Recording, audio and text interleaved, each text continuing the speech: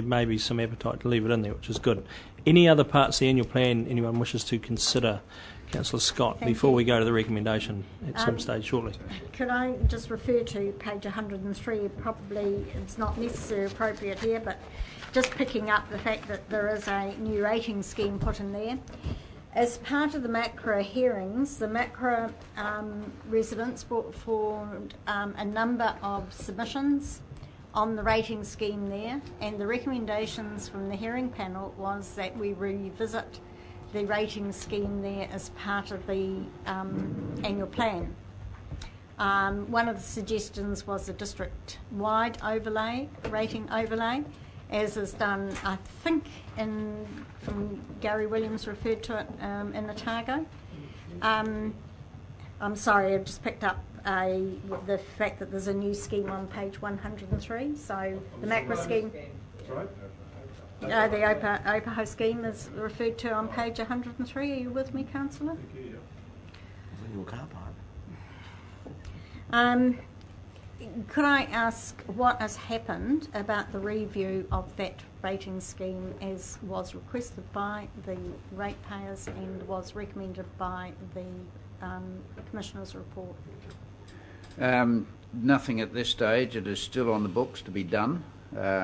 It is not a small piece of work, and I think it needs a sort of regional overview to be done of the whole thing. So the intention is that it's done early in this in the next financial year, so that it can be put out there for consultation as part of the LTP.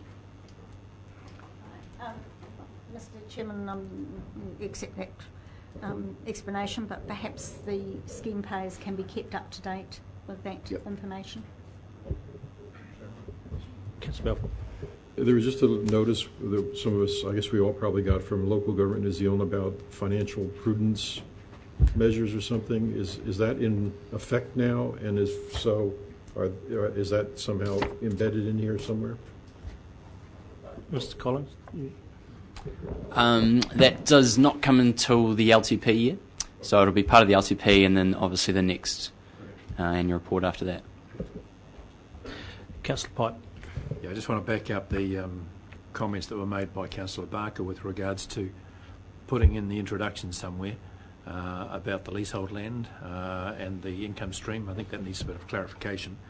And also what Councillor Scott was saying about having something in there that make it very understandable, sort of examples of a house on the hill, a house in Flaxmere, what their increase is going to be, because 5.8%, it's just a matter of people getting their mind around that. And just for Manton, I'm sure that he's picked it up too on 95, page 95. We're going back into the dark ages there, because we're going from 2013 to 1214. I'm sure that mistake will be picked up somewhere along the line in the details there. At the top of the page, in the headlines.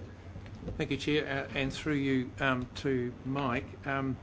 Mike, under investigations and inquiries, I couldn't find anything that related to planning for climate change. Is that just because I didn't see it, or because there's nothing there? Are you thinking of it specifically with relation to flood control and drainage schemes, or are you I'm thinking broader? Coast and drainage. It's not probably it's probably not specifically mentioned, but it is part of all of our designs and assessments for both the coast and for flood control and drainage schemes looking forward.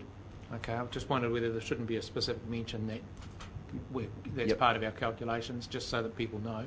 Okay.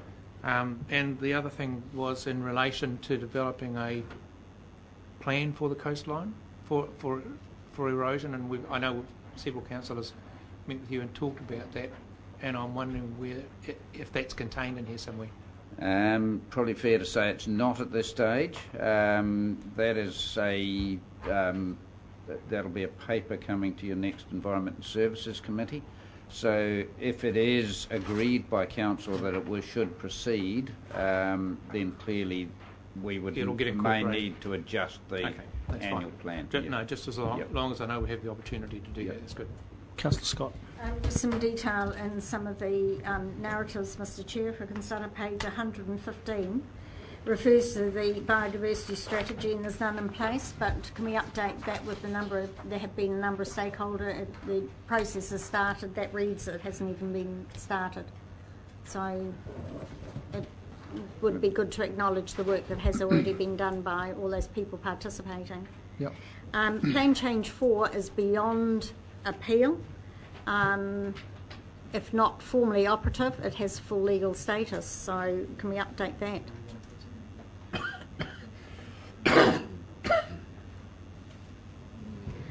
And over the page,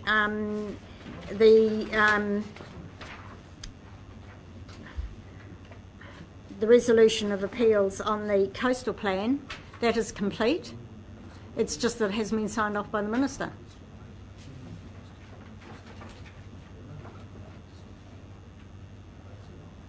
It should actually be operative by now, but plans will be gone before it ever is, I would think.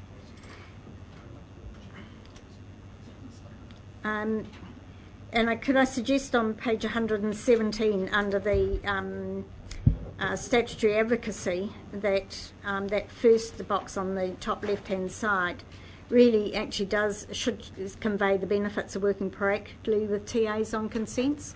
A lot of problems are solved by that statutory advocacy, and it's really not plain from that level of service statement.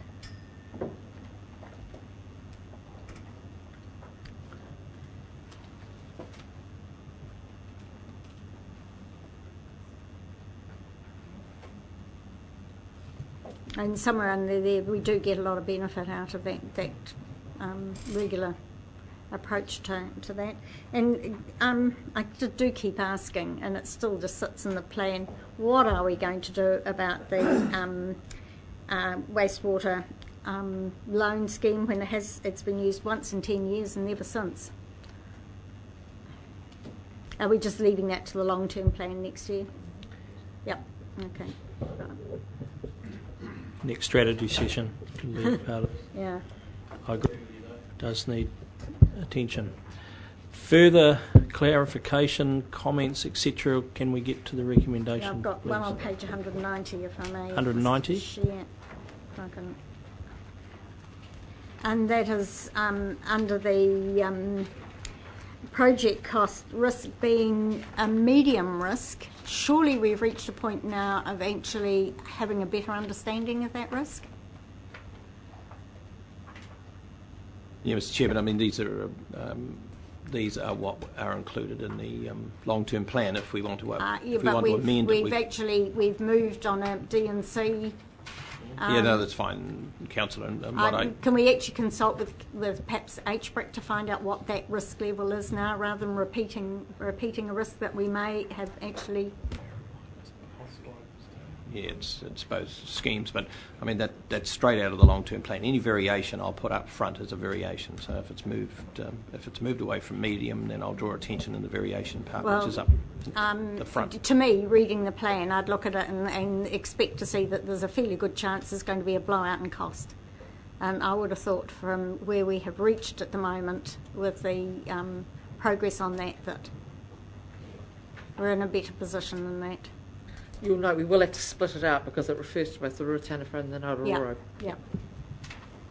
Thank you. And just one final query, Mr. Chairman, that was around the underlying assumptions.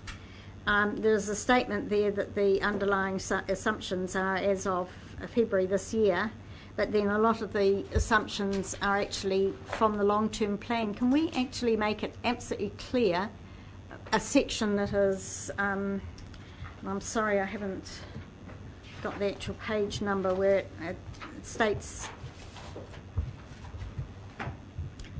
this is where iPads let you down. But there's, is it 177? That it is quite misleading that some of those assumptions are now so out of date, because especially with things like change in carbon. Now that was that was the fact that the current ones, but further over as underlying assumptions are some statements taken straight out of the, page 183.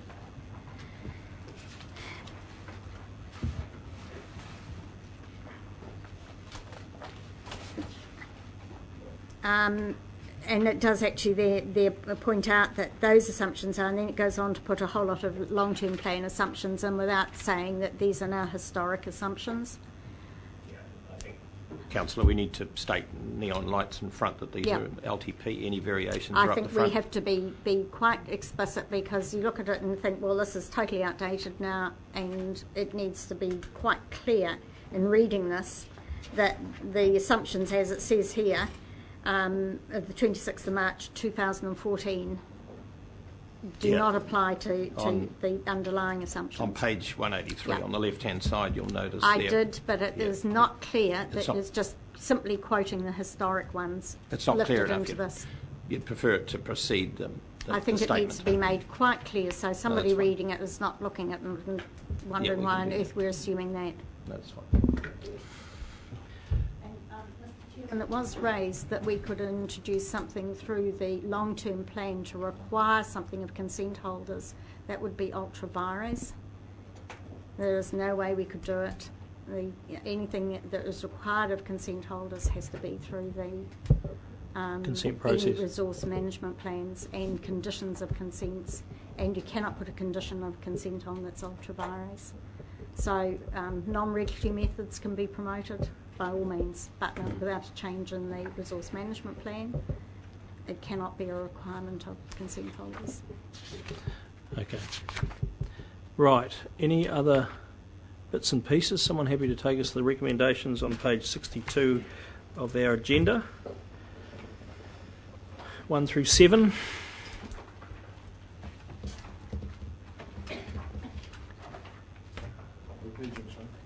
The agenda itself, which is page 62. There is 7 recommendations there.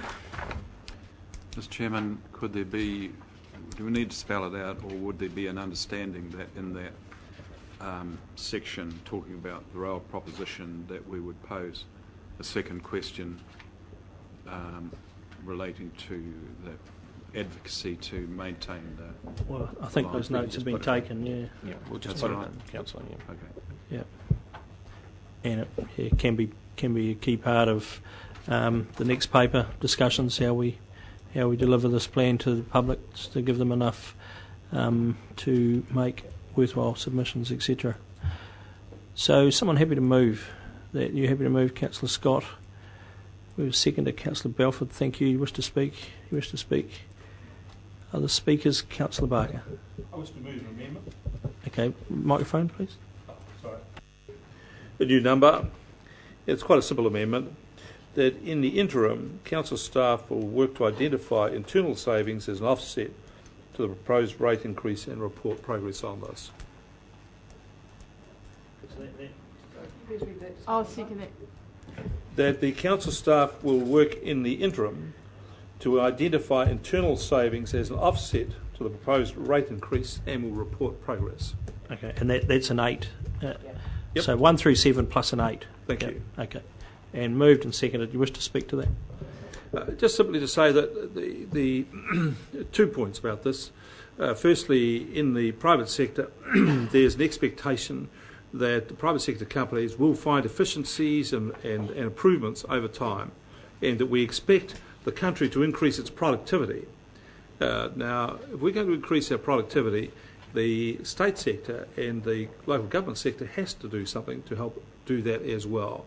And that means finding efficiencies and internal savings, and I think we'd be remiss of this council if we did not make it explicitly clear to the staff that we expect them to consider any internal efficiencies and savings that they can make and report to us on that. If they say that they've looked through the cupboard, checked every item, everything thoroughly, measured everything and can find nothing, well, then we need to hear that. We might decide that we have a different view on that. But we do certainly have to signal to the public that we're not expecting our rate increases to simply be a cost plus. So this is us doing our due diligence, requiring council staff to do what I think most people expect them to do, and to look for savings and efficiencies as they go through. Simple resolution. Thank you. Thank you. Seconder. Nicely spoken. Other speakers to the amended motion? I'll put that then. All those in favour, please say aye. Aye. Contrary, no. Carried. Now that becomes a substantive motion, which I will now put. Absolutely. Sorry. I'd like to Excuse thank me. staff for the preparation of this plan. It's been very thorough. A lot of work in there. And I'd also like to note the amount of belt tightening that the staff have done on all the projects and on all the efficiencies around this last year and this year. And we've managed to get where we are now with you go through and you have a look at the expenditure and all those financials and see where efficiencies have been made and cuts have been made. And I'd like to thank the staff for how much they have achieved. Thank you, Mr. Chair. Thank you. I'll put the substantive motion. All those in favour, please say aye. Contrary, no. Carried. Thank you.